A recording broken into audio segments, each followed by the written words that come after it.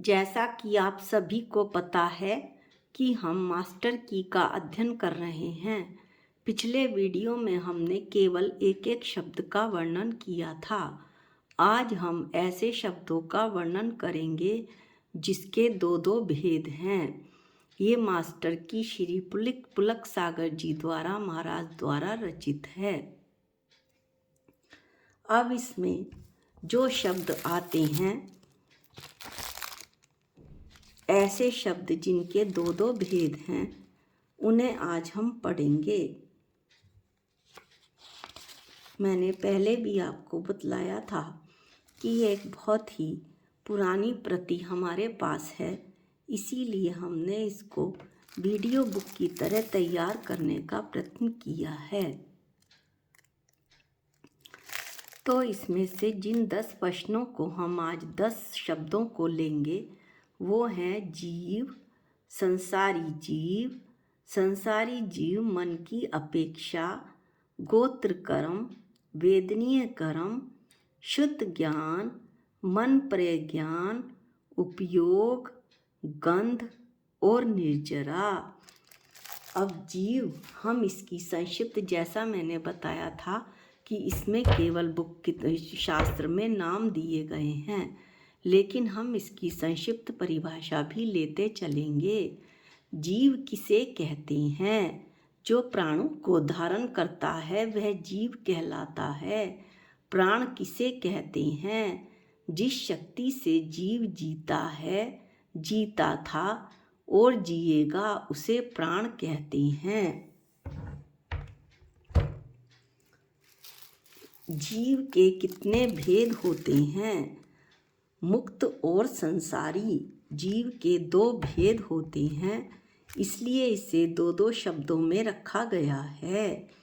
संसारी जीव किसे कहते हैं? वे जीव जो कषाय और राग देश से युक्त हैं और उनके परिणाम स्वरूप बार बार जन्म मरण को प्राप्त होते हैं व घोर दुख पाते हैं, वे संसारी जीव कहलाते हैं। मुक्त जीव किसके कहते हैं? वे जीव जिनका राग देश समाप्त हो चुका है, कर्म बंधन और जन्म मरण के चक्रव्यूह से मुक्त होकर सिद्ध शिला पर जो विराजमान हो चुकी हैं, वे मुक्त जीव कहलाते हैं। अब दूसरा शब्द है संसारी जीव। संसारी जीव के कितने भेद होते हैं? संसारी जीव के प्रमुख रूप से दो भेद होते हैं, स्थावर जीव और त्रस जीव।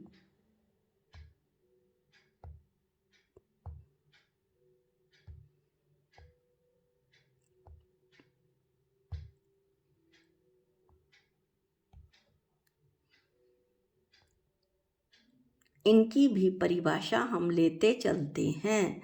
स्थावर जीव किसे कहते हैं? वे जीव जो सुख दुख एवं अनुकूल प्रतिकूल संयोगों में इच्छानुसार एक स्थान से दूसरे स्थान पर नहीं जा सकते, वे स्थावर जीव कहलाते हैं।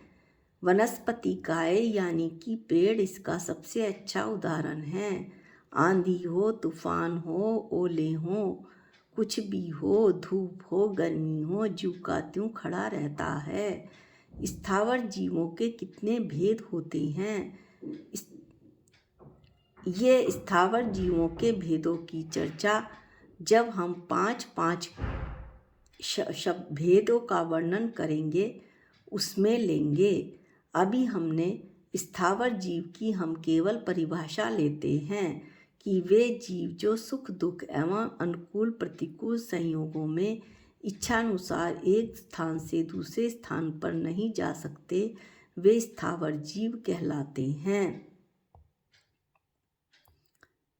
इसके बाद इसमें जो दूसरा भेद है जीव का, संसारी जीव का, वो है त्रस जीव।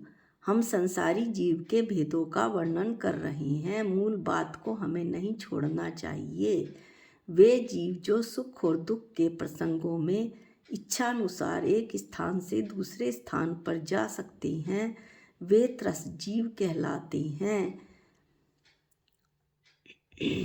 इसके बाद अगला है संसारी जीव मन की अपेक्षा संगी असंगी अथवा सैनी और असैनी। या तो संगी असंगी कह लें या सैनी असैनी। मन रहित और मन सहित, मन सहित सैनी और मन रहित असैनी। गोत्र कर्म, गोत्र कर्म भी दो प्रकार का, उच्च गोत्र और नीच गोत्र। जिस कर्म के उदय से उच्च या नीच कुल की प्राप्ति होती है उसे गोत्र कर्म कहते हैं। उदाहरण, यह कर्म का स्वभाव है, एक कुमार के समान है। कर्म का स्वभाव कुम्हार के समान है। जिस तरह कौन से कर्म का? गोत्र कर्म का। जिस तरह एक कुम्हार एक ही मिट्टी के कुछ छोटे तथा कुछ बड़े बर्तन बनाता है, उसी तरह गोत्र कर्म जीव की ऊंची या नीची अवस्था बनाता है। गोत्र कर्म के दो भेद। उच्च गोत्र कर्म, इसके उदय से जीव लोक पूजित धार्मिक बड़े घरों में जन्म लेता है, अच्छा आचरण रखने वाला होता है, पाप करने वाला नहीं होता, अपनी प्रशंसा व दूसरों की निंदा न करने वाले आदि जीव इस गोत्र में जन्म लेते हैं। अगला गोत्र कर्म है नीच गोत्र कर्म। इसके उदय से जीव का जन्म लोक निंदित, हिंसक, दुराचारी, दरिद्री आदि कुलों में होता है।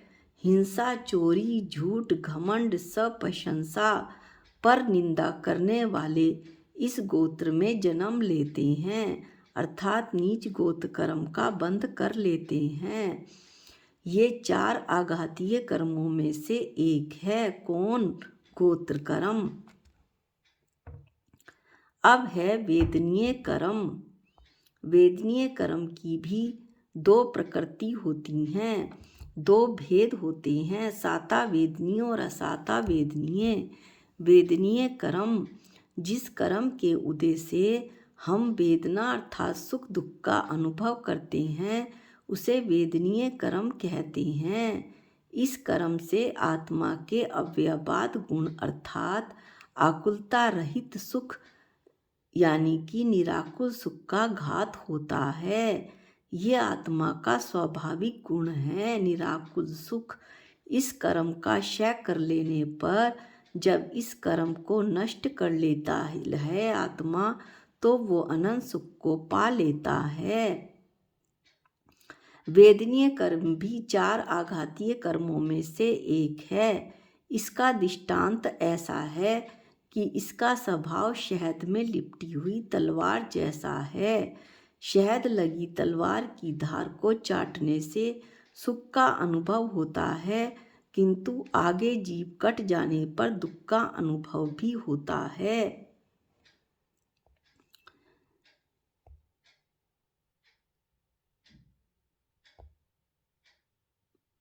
अब इसके दो भेद हुए, साता वेदनीय पहला और असाता वेदनीय दूसरा। जीवों पर दया करना, दान करना, संयम पालना, लोभ नहीं रखना, लोभ नहीं करना, वात्सल्य रखना, वैयावृत्ति करना, व्रत पालना, क्षमा भाव रखना आदि शुभ कार्य क्रियाओं से वेदनीय बंध होता है, साता वेदनीय का बंध होता है। असाता वेदनीय शोक करना, पश्चाताप करना, रोना, मारना, वध करना आदि अशुभ कार्यों से असाता वेदनीय का बंध होता है।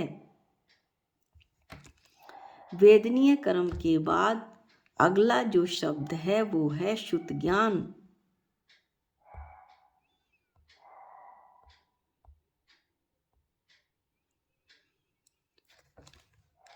शुद्ध ज्ञान के भी दो भेद हुए, अक्षरात्मक और अनक्षरात्मक।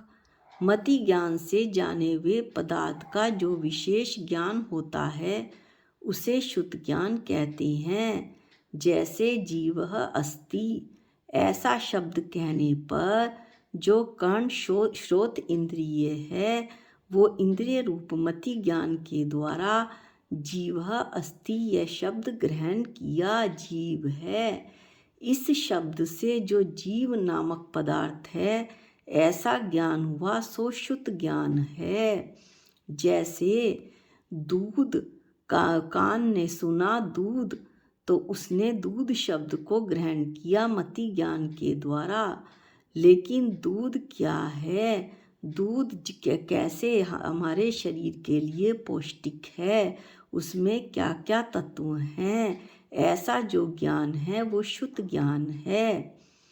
एक अक्षरात्मक ज्ञान होता है और दूसरा अनक्षरात्मक ज्ञान होता है। अक्षरात्मक शुद्ध ज्ञान जो अक्षर के निमित्त से उत्पन्न होता है, जो अक्षर के निमित्त से उत्पन्न होता है, जैसे जीवः अस्ति, उसे अक्षरात्मक शुद्ध ज्ञान कहते हैं। जो अक्षर के निमित्त से उत्पन्न नहीं होता उसे अनक्षरात्मक शुद्ध ज्ञान कहते हैं।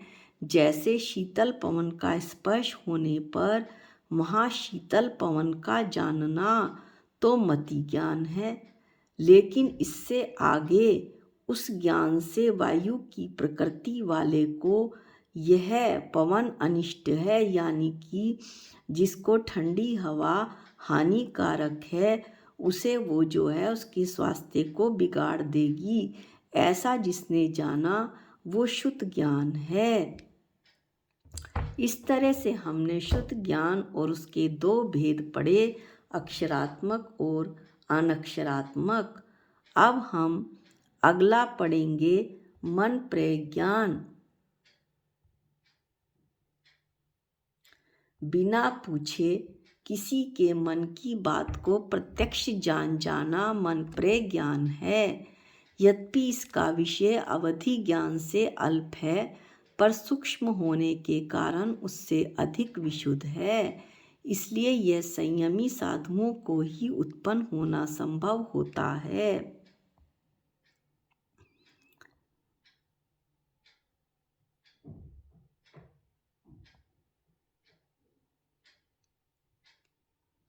यह दो प्रकार का है, ऋजुमति और विपुलमति। कौन शुद्ध ज्ञान?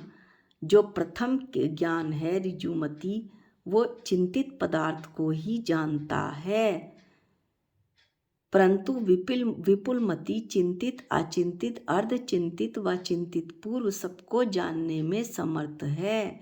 यानी जो जिसकी चिंता की गई हो, जिसे विचारा गया हो, जिसे नहीं विचारा गया हो, जिसे आधा विचारा गया हो, जिसे पूर्व में विचारा गया हो, इसकी आसान परिभाषा पढ़ते हैं।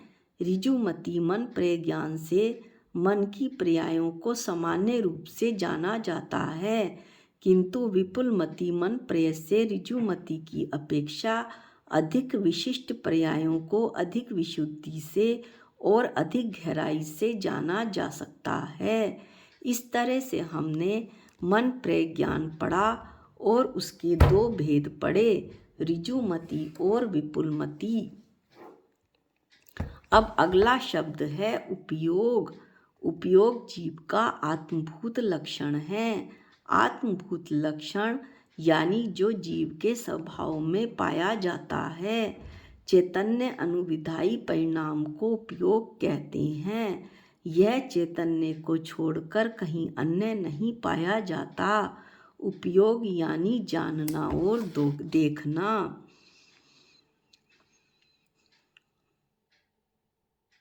और इसे कहें तो उपयोग दो प्रकार का, ज्ञानोपयोग और दर्शनोपयोग। इसके जो भेद हैं वो आगे चर्चा में आएंगे। अभी यही देख लें कि ज्ञानोपयोग और दर्शनोपयोग। ज्ञानोपयोग है विशेष जानना और दर्शनोपयोग है सामान्य प्रतिभास। ज्ञानोपयोग है जहाँ पर वस्तु का आकार भी आ जाए और दर्शनोपयोग है जहाँ वस्तु का आकार ना आए, केवल झलकन प्रतिभास सा हो, झलकन मात्र हो। अगला है गंध। सुगंध और दुर्गंध दो पुद्गल के जो विशेष गुण हैं उसमें स्पर्श, रस, गंध, वर्ण और शब्द आते हैं। उसमें से जो एक विशेष गुण है गंध, वो उसके दो भेद हैं, सुगंध और दुर्गंध। अब हम अगला 10वां शब्द पढ़ेंगे, निर्जरा। निर्जरा के भी दो भेद हैं, सविपाक निर्जरा और अविपाक निर्जरा। निर्जरा जैन दर्शन के अनुसार एक तत्व है। इसका अर्थ होता है आत्मा के साथ जुड़े कर्मों का क्षय करना। यह जन्म मरण के चक्र से मुक्त होने के लिए आवश्यक है। आत्मा के साथ जुड़े कर्मों का एक देश क्षय करना, यानी थोड़ा थोड़ा। यदि पूर्ण क्षय हो गया तो वो मोक्ष कहलाएगा। अब है सविपाक निर्जरा। सम्यक्त के सद्भाव में जो व्रत, नियम, त्याग, तप आदि किया जाता है, उनसे होने वाली कर्मों की निर्जरा को सकाम निर्जरा या सविपाक निर्जरा कहते हैं। ये जो सविपाक निर्जरा है, यह निर्जरा ही मुक्ति को प्राप्त कराने में सहायक बनती है। अब है अकाम निर्जरा या अविपाक निर्जरा। मिथ्यात्व और अज्ञान के सद्भाव में होने वाली कर्मों की निर्जरा को अकाम निर्जरा कहते हैं। इस तरह से आज हमने 10 शब्दों का अध्ययन किया। जीव, संसारी जीव, संसारी जीव मन की अपेक्षा, गोत्र कर्म, वेदनीय कर्म, शुद्ध ज्ञान, मन प्रेर ज्ञान, उपयोग, गंध और निर्जरा। आज के वीडियो में इतना ही। अगले वीडियो में भी हम इसी तरह 10-12 शब्दों को लेंगे और उनकी परिभाषा का, संक्षिप्त परिभाषा का अध्ययन करेंगे। जावाणी के ज्ञान से सूझे लोकालोक, जो वाणी मस्तक नमो सदा देत हूँ धोख। हे जिन वाणी भारती तोय जपूं दिन रैन, जो तेरी शरणागते वो पावे सुख चैन। सबको जय जिनेंद्र।